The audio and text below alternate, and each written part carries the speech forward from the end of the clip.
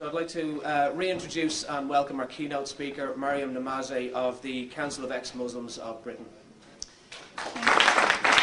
Thank you very much. Again, for those who weren't here in the morning session, I apologize for not being here throughout the conference. I'm really glad to be here, and I'm really happy for the discussions that we've been having so far. I think in this day and age, Islam matters because of Islamism. Islam per se is fundamentally no different from other religions. The tenets, dogma, principles of all religions are the same. They're equal. I don't believe in good or bad religions. In my opinion, all religion is bad for you. Religion should come with a health warning like cigarettes. Religion kills.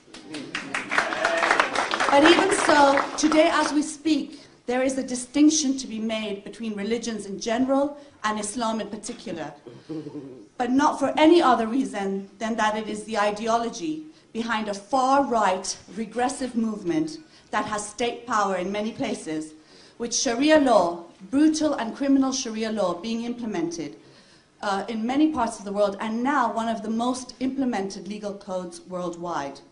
Islam matters to us today because we are living under an Islamic Inquisition, and not because it is becoming more popular, as its proponents like to argue.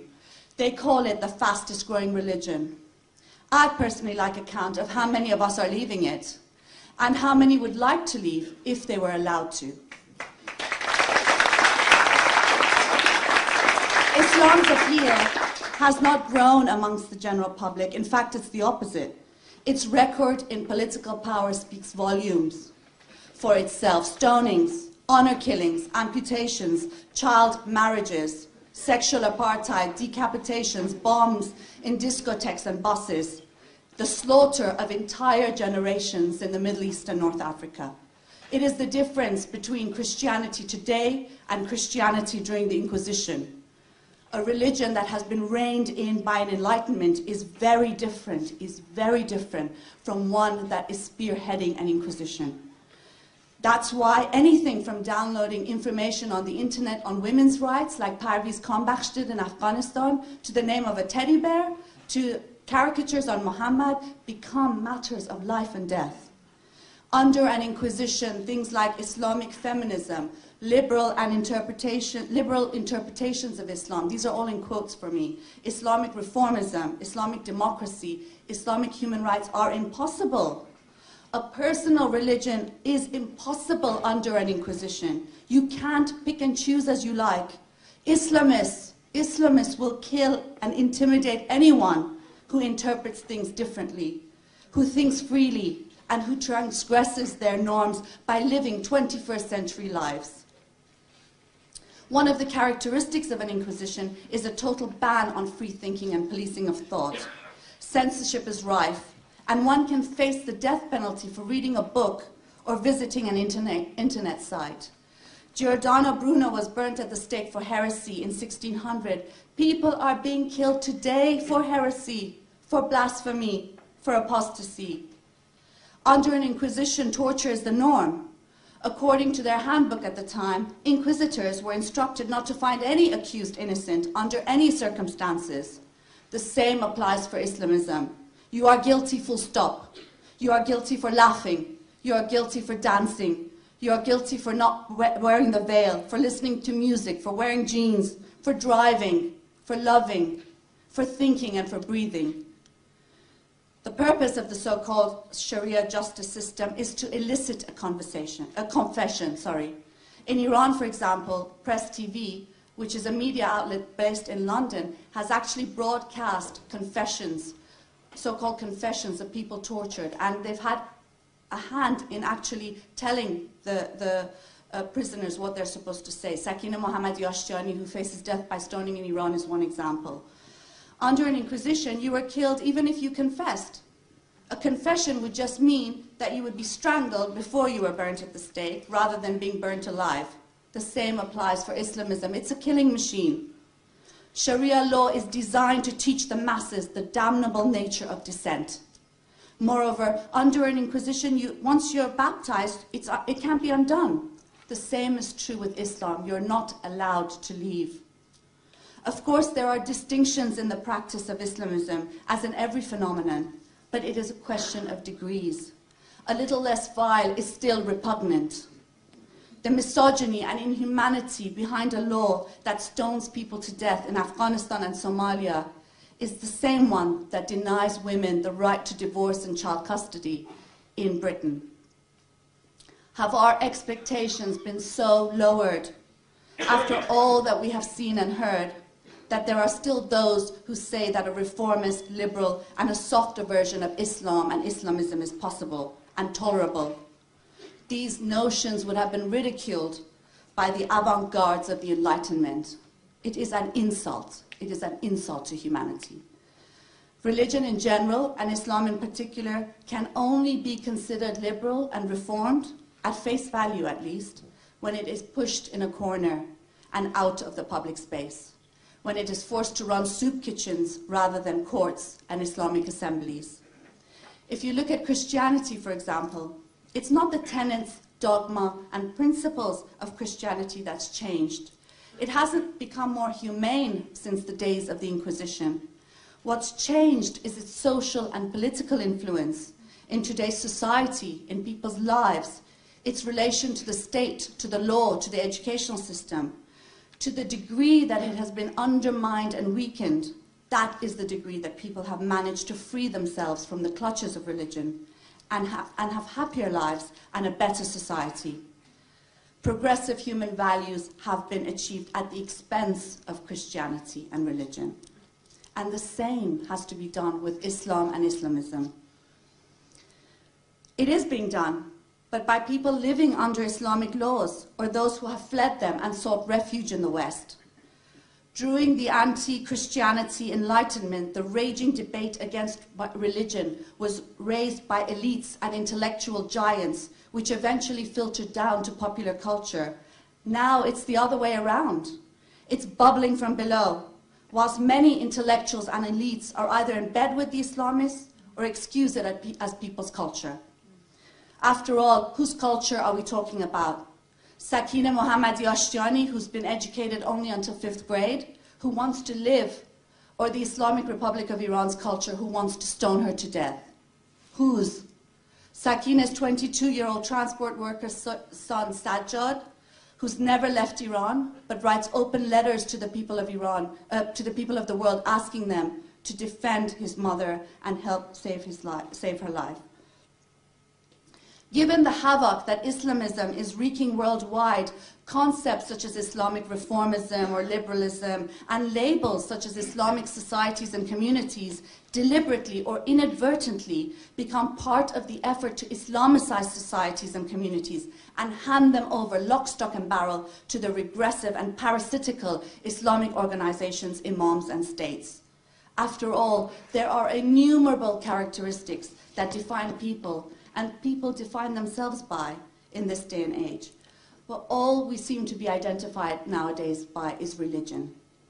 This has a lot to do with the rise of Islamism and a new world order that has pushed back concepts of citizenship and universalism. Within this context, labeling people as Muslim and Muslim alone is actually part of the process which constrains them in order for despicable Islamic organizations and states to feign representation of them, but also to limit their rights. Any attempt to promote good versus bad versions of Islam and Islamism are also very much the same. If you want a cuddlier version of Islam, get rid of Islamism. That doesn't mean, of course, that there are many Muslims or those labeled as such who are humanist, secularist, moderate, feminist, liberal, atheist, socialist, communist, or have other viewpoints, but that is not one and the same with Islam being such. After all, not everyone who is a Muslim is an Islamist. There are innumerable political parties, civil societies, social movements with various beliefs and values and classes. By boxing people into a homogeneous community of Muslims, you shrink the space people have to breathe and to move, and you give authority to the Islamists. And it ignores the fact, by doing this, that Muslims, or those labeled as such, are actually the first victims of Islamism. They're the first victims of Sharia law, and they are at the forefront of battling it. It ignores the slaughtered generations, buried in mass graves, hung in city centres, stoned and hacked to death, and ignores the resistance that takes place day in and day out against Islamism. Nowhere is opposition greater against Islamism than in countries under Islamic rule. Condemning Islamism and Islam is not a question of judging all Muslims and equating them with terrorists. There is a distinction between Islam as a belief system and Islamism as a political movement on the one hand, and real live human beings on the other. Neither the far right nor the pro-Islamist left seem to see this distinction. Both are intrinsically racist. The pro-Islamist left and many liberals imply that people are one and the same with the Islamic states and movements that are repressing them. And the far right blames all immigrants and Muslims for the crimes of Islamism. It's important here to note that Islamism was actually not concocted in some immigrant's kitchen in London, but was actually very much part of US foreign policy during the Cold War, of creating a green belt against the Soviet Union at that time. Both the far right and the pro-Islamist left purport that Islamism is people's culture and they actually deserve no better, imputing on innumerable people the reactionary elements of culture and religion, which is that of the ruling class, imams and self-appointed community leaders. Their politics ignores the distinction between oppressed and the oppressor and actually sees them as one and the same. It denies universalism, sees rights as Western, and justifies the suppression of rights, freedoms, and equalities for others. Civil rights, freedom, equality, secularism, modernism are universal concepts that have been fought for tooth and nail by progressive social movements and working class in various countries. And as a result, they belong to everybody. But because of these politics of multiculturalism, concepts such as rights, equality, respect, and tolerance, which were initially raised vis-à-vis the individual, are now more and more applicable to culture and religion and take precedence over real life human beings. Moreover, the social inclusion of people into society has come to mean inclusion of their beliefs, sensibilities, concerns, and agendas, and nothing more. This distinction between humans and their beliefs and regressive political movements is of crucial significance here. It is the human being who is meant to be equal, not his or her beliefs. It is the human being who is worthy of the highest respect and who is sacred, not his or her beliefs or those imputed on them. The problem is that religion sees things the other way around, and this is why religion must be relegated to a private matter. In the face of this onslaught, secularism, universalism, values worthy of 21st century have to be defended and promoted unequivocally. As I said in the earlier panel, unfortunately, since Richard Dawkins is here as well, unfortunately, a lot of our time is spent, I'm not sure why, criticizing him rather than religion, which we need to be doing much more strongly and aggressively, I think. Today also, because we're at an atheist forum, is we need to the dereligionization of society, not as a private affair, but against the religion industry, which is not held accountable and carries out murder and mayhem at will. And we also need an acknowledgement of the Islamic Inquisition and real solidarity with and strengthening of the anti-Islamic enlightenment bubbling from below that despises Islamism and Islamic morality, scorns the clergy, actually burns Qur'ans in demonstrations, and rejects an ordained social hierarchy. Not more of the same attempts at rescuing Islam and Islamism over the dead bodies of our beloved. I'm going to end here by giving a quote of Mansur Hekmat. As one of my aims is to get rid of Islamism, and I know we're going to succeed because justice requires that it be so. One of my other aims is for people to know him, because he has actually been one of the inspirations for many of the socialists, secularists, humanists, atheists in the Middle East. I'm going to end with a pretty long quote of him because I think he always says it the best. But he says, "I realize that the interests of some require that they rescue Islam as much as possible from the wrath of those who have witnessed the indescribable atrocities, or been victimized by Islamists. I also realize that the extent of some of these atrocities and holocausts is such that even some Islamists themselves do not want to take responsibility for them. So it is natural that the debate on true Islam versus practical Islam is broached over and over again. These justifications, however, are foolish from my point of view, and from the points of view of those of us who have seen or been the victims of Islam's crimes. They are foolish for those of us who are living through a colossal social, political, and intellectual struggle with this beast.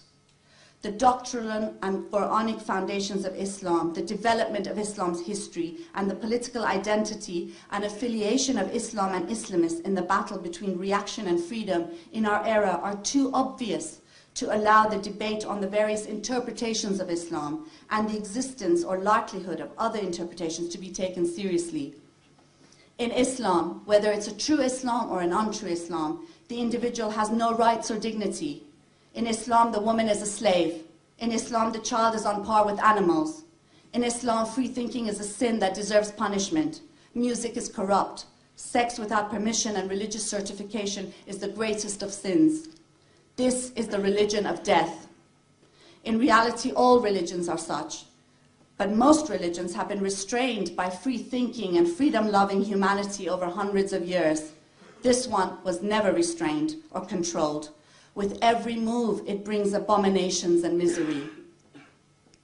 Moreover, in my opinion, defending the existence of Islam under the guise of respect for people's culture and beliefs is hypocritical and lacks credence. There are various beliefs amongst people.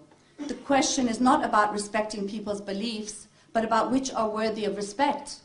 In any case, no matter what anyone says, everyone is choosing beliefs that are to their liking. Those who reject a criticism of Islam under the guise of respecting people's beliefs are only expressing their own political and moral preferences, full stop. They choose Islam as a belief worthy of respect and package their own beliefs as the people's beliefs, only in order to provide populist legitimation for their own choices. I will not respect any superstition or the suppression of rights, even if all the people in the world believe it to be so. Of course, I know it is the right of all to believe in whatever they want, but there is a fundamental difference between respecting the freedom of opinion of individuals and respecting the opinions that they hold. We are not sitting in judgment of the world. We are players and participants in it. Each of us are party to this historical worldwide struggle, which in my opinion, from the beginning of time until now, has been over the freedom and equality of human beings. Thank you.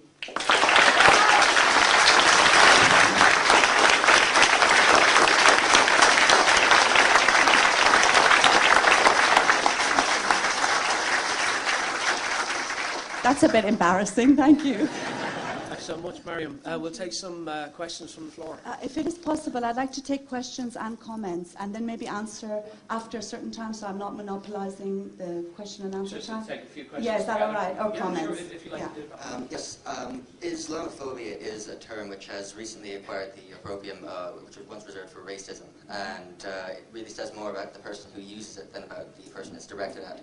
I was wondering what you think we should do to combat this term.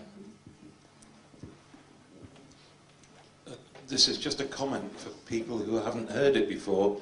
I wonder if your softer version of Islam could be called Mullah Light.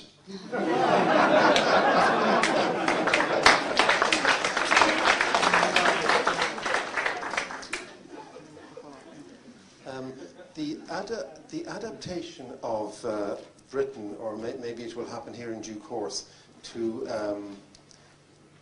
Islamism and the liberals whom you criticised for letting it go, letting it continue, has its origins a long time ago, I'm sure originally to do with the Christian people seeing Jews as separate, but it really rose strongly here and in Britain from the Christian Reformation 1520 or so, so that it certainly contributed to Ireland from becoming independent in 1922, that the independence movement in Ireland would have counted the tribe of people here as identified with Roman Catholicism, and very much the tribe of Britain whom they're trying to get away from as Protestant. So since then, since 1922 then, the government here views the provision of education, certainly, and perhaps other items as they provided to tribes. So the state and some people, a lot of people who don't think enough about it, are so used to a country being divided into tribes is when a new tribe, that is Muslims, come in, they treat them as a tribe, and just as, say, the government here, when they want the opinion from Roman Catholic people about what education or any other issue, they consult the bishops, who of course are not elected. So similarly, the government here, if the same thing happened as in Britain, an awful lot more Muslim people coming in, and there are some already, the same thing could happen because the government is liable to treat the ordinary people who happen to belong to Islam and the prominent leaders as together, and they treat them as a tribe, and just like the Christian Brothers were entitled to beat us in school when we were kids, and similar things, it would be the same as you're describing in Britain, that the state would treat the supposed leaders and the ordinary people who are Muslims as one together, and that with the assumption that every single of the thousands of people who are Muslims fully accepting the leaders who, of course, are not so nice people. Hi, thank you. My name is Adnan Rashid. I'm from Islamic Education and Research Academy, London. Your speech was quite passionate. I admire you for that. But you sounded, I mean, this is my humble opinion, I don't know if you'll agree with this, you sounded like an Iranian mullah, very aggressive. I mean, you even used the term during your speech that we need to be more aggressive. It doesn't help the atheists to be aggressive to the people of religion, because if anything, the people of religion, they think that atheists are just like those inquisitors in the past, and if they come to power, they will eradicate any kind of religion from the face of this earth. Coming to the point of Sharia law, I mean, you raised some interesting points during your passionate speech. If you study some of the modern academic studies, I mean, I'm a historian myself from the University of London, and I have studied extensively. I mean, I've been studying Sharia law for 10 years almost. And I've studied some of the works by some modern historians and academics about the Sharia law and its fruit. Some of them argue that Sharia law, in fact, was one of the best things which happened to mankind. Let me elaborate. I know it's funny. I know it's very funny. But let's see if it's funny when I finish. One of those people is from SOAS, Professor Thomas Arnold. He stated in his book, Preaching of Islam, that Islam saved many of the minor Christian sects and the Jewish religion from extinction, from the Catholic Church or the persecution of the church. Then you talked about the Enlightenment. If you study the history of Enlightenment, a lot of the enlightened works were coming from the Islamic lands, such as Islamic Spain, Al-Andalus, and the fruit was directly the fruit of Sharia. It was a Sharia law which enabled the masses to come together in a protected society where the Jews and the Christians and the Muslims could work together in harmony and produce the result which we saw in Enlightenment. So there is a side which you presented, which is kind of very vicious, and there's another side to it which is presented by the academics and historians of the University of London. One such people is Charles Burnett. I don't know if he's an atheist or a Christian, but he's definitely not a Muslim. Charles Burnett, he has written extensively on the influence of Islam on the European intellectual tradition, and he argues also that Islam played a major role in the enlightenment of Europe and civilizing the Europeans. So Sharia law had good fruits as well. Okay. Can you talk this fruit as well, yes, please? Thank you. When you use the word fruit, it reminds me of that song, you know, the Nina Simone song about fruit hanging from trees. Strange fruit, that's exactly, and it's actually talking about black lynching lynching of black people that took place in America. That is the fruit of Sharia law. But let me just say this. I find it very interesting, and I'm really glad you brought this up, because this is something that I have on my chest, and I wanted to make sure that I do say here. When people were talking about them, and they're Islamists, they're not Muslims, don't be mistaken and fooled for that, by that, is that, they sound very reasonable. And I think one of the things is that they're quite savvy, just because they don't have the sword of Islam showing on their belts, and just because they're not advocating it in the way that maybe someone like Anjem Choudhury, who wants Sharia law for Britain and the whole world, is advocating it, doesn't make them any different. And I think this was what my argument was about, being careful about these things. And what's interesting is I'm aggressive, I'm being unreasonable, and those that kill me and want to kill me and threaten me for what I say are the reasonable ones.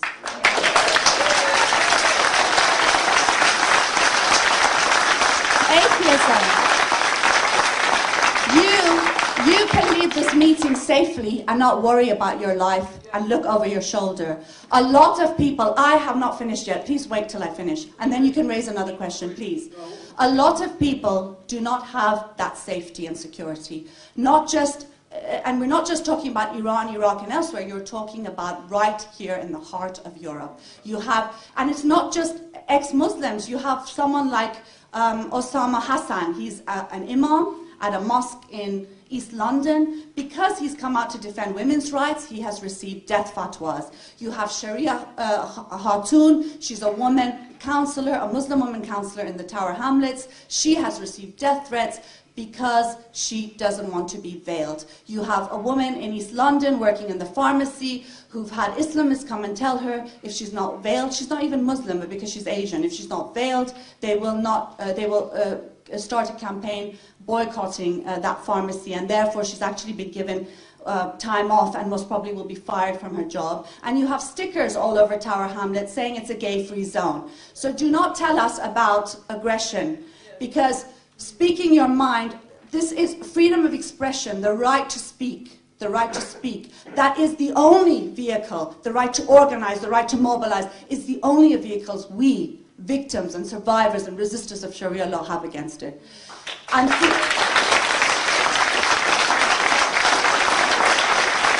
so no, it is nothing like the mullahs in Iran, and it is nothing like the Islamists here in Britain as well.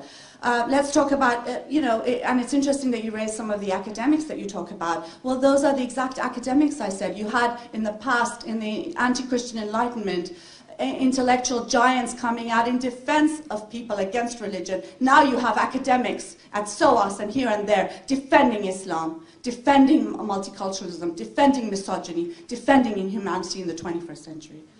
Now, the other thing about Sharia, well, I'm not going to ask the question because, it'll never end, but for those of you who are debating them, and I don't think there is a need to do that, but if you are going to have a conversation with them, ask them what they think about stoning. Is that part of Sharia law?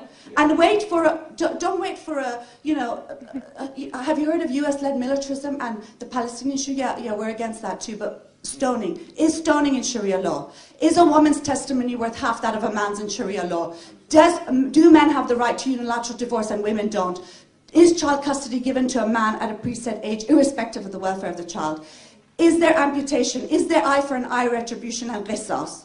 Is there 130 offences punishable by death from being gay, to being an apostate, to being a heretic, to being a blasphemer? So those are questions I would like you to ask, and wait for a straight answer, because you'll never get it. You'll never get it.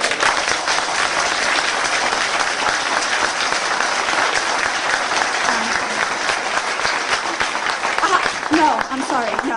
I want to address other questions too, because I don't want you to... The microphone is at the You can take other opportunities to talk, but I do want to also address other people in this audience who've asked me questions.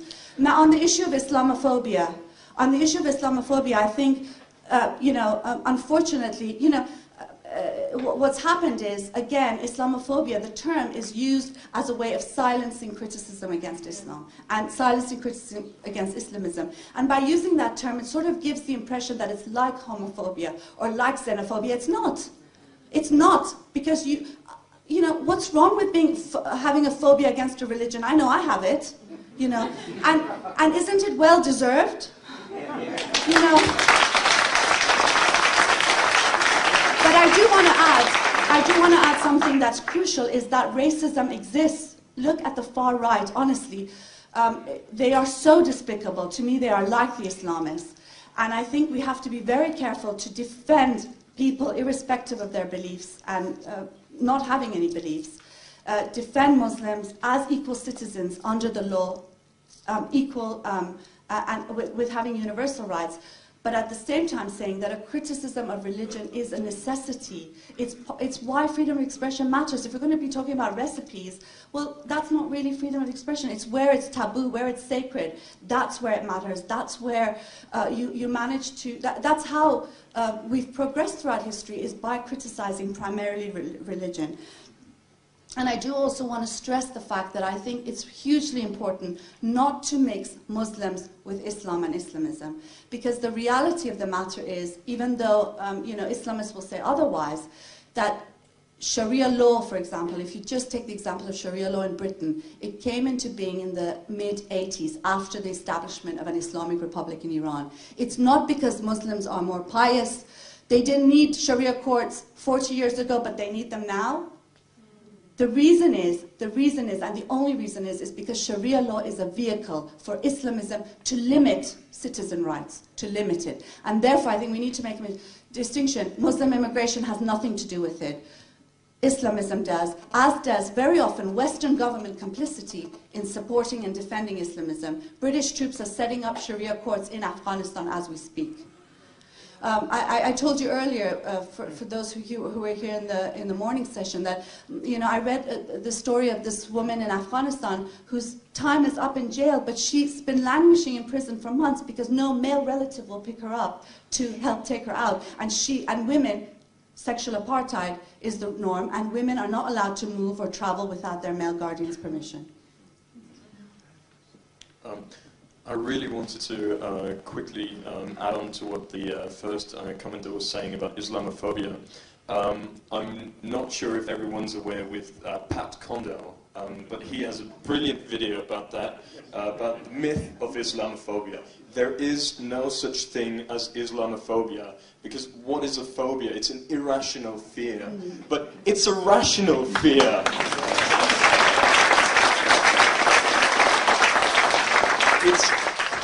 There's no such thing as a phobia of a maniac axe murderer. So how can we have a phobia of Islam, which is stoning and killing, and it doesn't exist?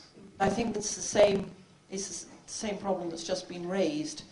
What Geert Wilders is doing is using popular opinion for his own political gain. He is trying to sway against immigration and of people outside coming into the Netherlands, because there's a lot of popular thought that it's doing the country's economy down. And he's using arguments against Islam. In fact, he's just being tried at this moment for things that he said against Islam and against Muslims, which he's only using for political gain, to stir up grassroots hatred of immigrants. It has nothing to do with Islam. I don't think the man is the slightest bit interested. I think he's interested in his fascist regime, and he's using popular thought to create this kind of false Islamophobia. It isn't anything of the sort. It's actually just a different way of being racist and being intolerant of other human beings. Thank you.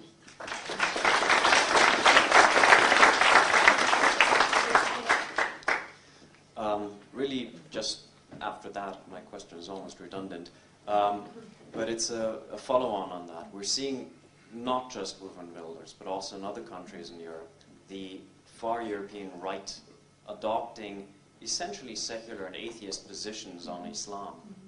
And as Anne-Marie said yesterday, we've got this sort of weird intermingling of racism and religion, and using that to actually push their own agendas. And what I would be interested in is how can we actually combat that? How can we go against that and actually say, look, our position is very different from what the right is doing, and we don't agree with that, and we really want to push our position of saying, get rid of the religion. This has nothing to do with race. This has nothing to do with individuals.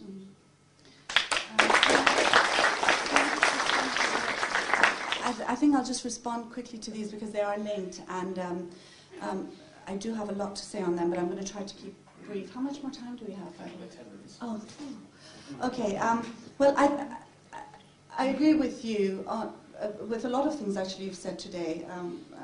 It's great that we get to meet people who we feel very close to politically and otherwise. And I mean, I think that Geert Wilders has a right to his freedom of expression. He shouldn't be tried for what he said, unless, of course, it's inciting to hatred and all, and then there are criminal laws regarding that, and people can be tried under those laws. In fact, if actually those laws were practiced, a lot of the Islamists would be in jail right now for threatening, but somehow they never get arrested. I think the thing with the discussion we had earlier in the morning about secular coalitions, I think this is an excellent example of how you get to something is just as important as what you're trying to get to. And I think, we're facing this a great deal with the battle against Sharia law. You suddenly have all these fascists coming forward, and you're actually supported by the right, and being on the left, I find this so uncomfortable. And then you have the left that are actually joining marches of al-Mahajirun and the Islamic fascists, even though they're supposed to be anti-fascist. It's a real mess here. And I think, my argument is that it's quite easy. I can be opposed to the Islamic Republic of Iran and not feed into US-led militarism. I can be against both.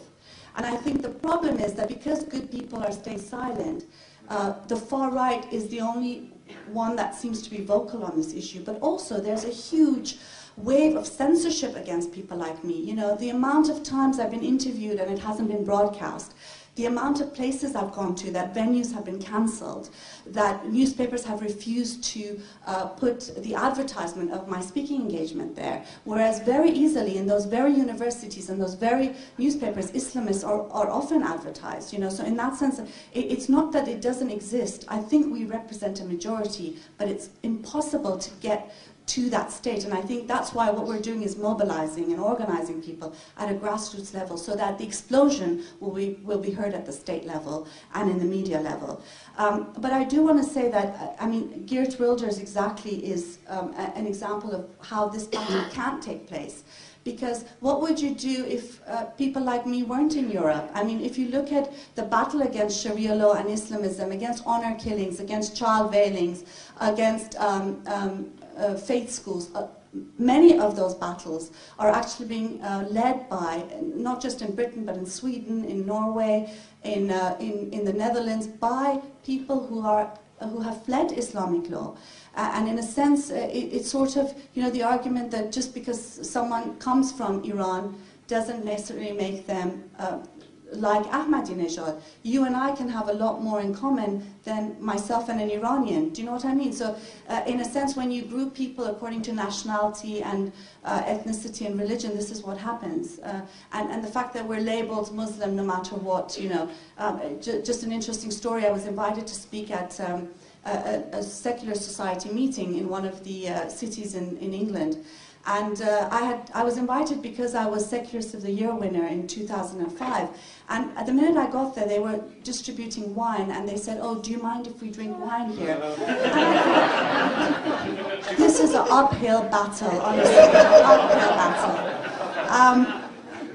But I think, in a sense, in the battle against religion, against Islamism, in a way, I think if we focus on being anti-religion, which is crucial, that's what happened in the Enlightenment as well, it will help separate us from the far right, because they're not anti-religion. They love Christian fundamentalism. They love bishops in the House of Lords, and they just don't like that foreign religion. And I think that's one way of making a distinction. The other is secularism. They hate secularism. And I think if we push and focus on these issues, this will distinguish us. But we need to be seen, because a vast majority of people need to see us to be able to join us. And I think that's where it's going to take a lot more recognition by the atheist, humanist, secularist movement of the Islamic Inquisition, and recognition of those fighting on the front lines. And that's something I'd like to talk to you about when I get a chance. I don't want to take the question time up, but about, you know, my frustrations at the lack of support, financial, moral, and otherwise, that we are getting from a movement that we feel which we are part of. But also, I think what happens is when good people, decent people, the left, progressives are silent on the issue, you have people like Ayaan Hirsi Ali and Wafa Sultan being pulled towards the right. Do you know what I mean? They have to go to a US think tank. Sorry, that sent shivers down my spine. Or, Wafa Sultan, she defends US-led militarism and actually promotes Christianity. So that's why the former Muslims of America haven't joined our coalition of ex-Muslims here, because we are firmly an atheist organization, a movement.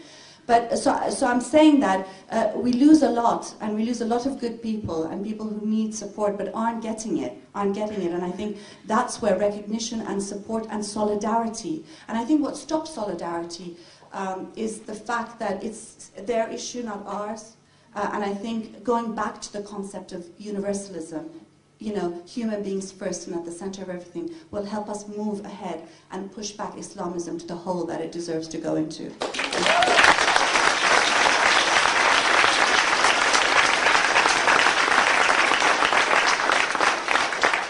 Just to pick up on exactly that point, that the Kurt Wilders and the George Bushes of this world are the recruiting sergeants for the Bin Ladens and the Abu Hamzas, which I completely agree with you on. My question is, how do we as secularists try to engage with what I would call the moderate Muslim majority? I mean, I think a lot of people in this room probably are inspired by the Arab uprising that's happening right now. My feeling is if our first point to them is, hey, by the way, you do realise the Quran's nonsense, there's no God, they're probably going to switch off. Whereas if we open with, hey, listen, what you're doing is brilliant, we support human rights, what can we do to help? And then later on we can have the conversation about God. I feel that's the more realistic way. Maybe I'm being naive in thinking we don't have to have the God conversation immediately. But what is the best way? Because we're interested in engaging with reasonable Muslims about, you know, freedom and human rights. What's the best way to start that conversation?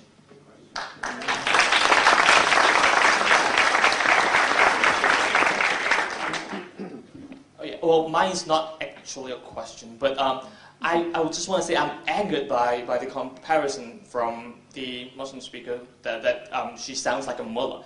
She's not the one finishing her speech with a command for all atheists around the world to arm ourselves and kill religious people left and right. So how dare you compare her with the mullah? And secondly, I have to say I spoke to him before this, just now, before the speech started, and I asked him about the Sharia law, and I did not get a straight answer, so there you go. I asked Hamza on Twitter about Sharia law. Does Sharia law include stoning? Yes or no? And I got an answer. He said, drugs are completely forbidden in Islam, so no, we don't get stoned. He had the opportunity to give a straight answer, and he chose to make a joke. So either he has a straight answer or doesn't.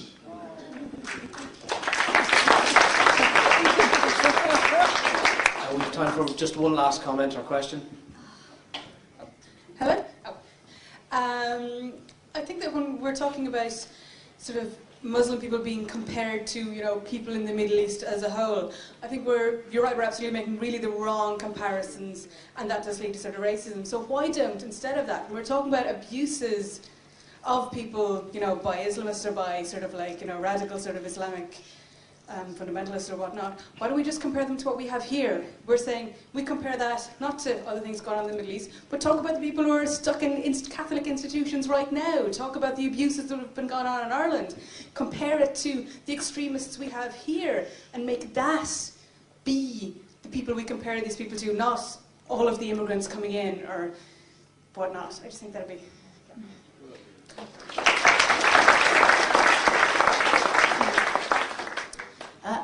I think Yes, I think we must have coalitions. We discussed this at length in the morning session. We must have coalitions with all people when it comes to certain issues, obviously, right? So if, for example, in the campaign we've started against Sharia law in Britain, Muslims, non-Muslims, whoever wants to agree on that issue, on the manifesto, is welcome to join. But if you have someone who says, well, I don't want it called Sharia law. We did have this argument with some people as well. We actually denied we delayed announcing the campaign for 2 weeks to talk with women's rights groups, who eventually, after a year, did join us, by the way. And that's part of organizing and mobilizing and getting people to start thinking about things in a different way. But, you know, when they said, well, we'll join if you don't mention the word Sharia, well, I'm sorry, can't do that. You know, or we'll join if you, don't say that all faith schools are bad, just some are, you know. Well, as long as there's monitoring, that's good enough. No, sorry, faith schools are bad. You know, if we agree on principles, and that's where it's important, where, you know, coalitions are not good enough just for the sake of having coalitions. I mean, the amount of interfaith coalitions we've seen that just perpetrate more religion and strengthen it and encourage it in society is just proof of why that is a major failure, and that we need coalitions on certain issues, as you say, and that is important.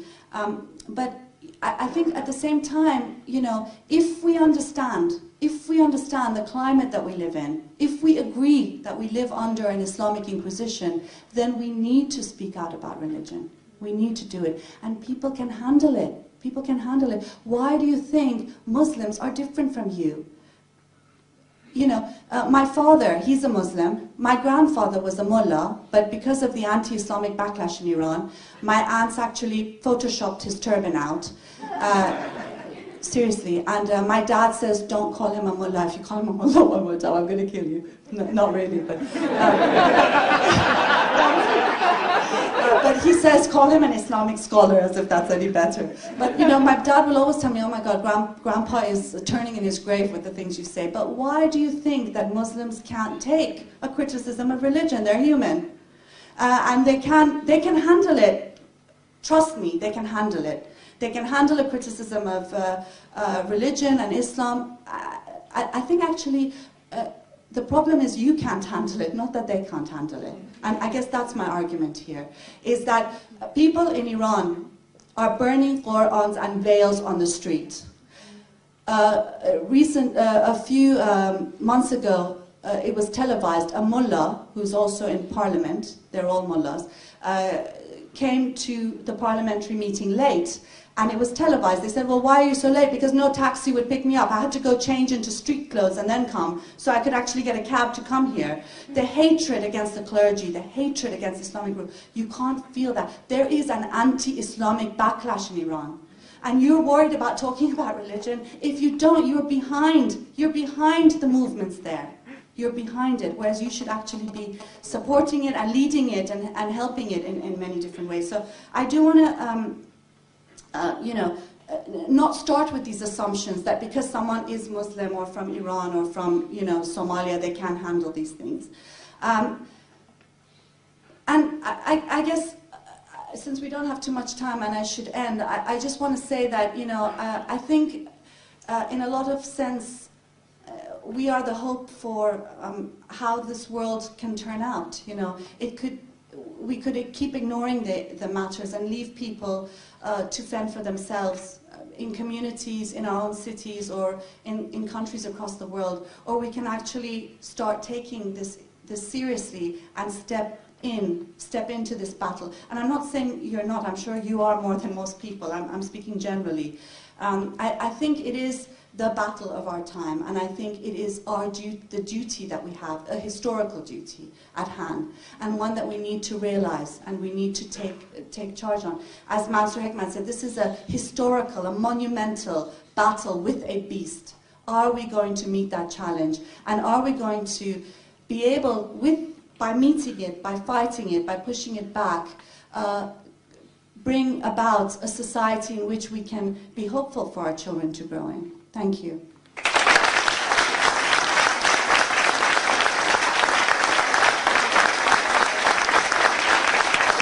Maryam, Namazie, thank you very much.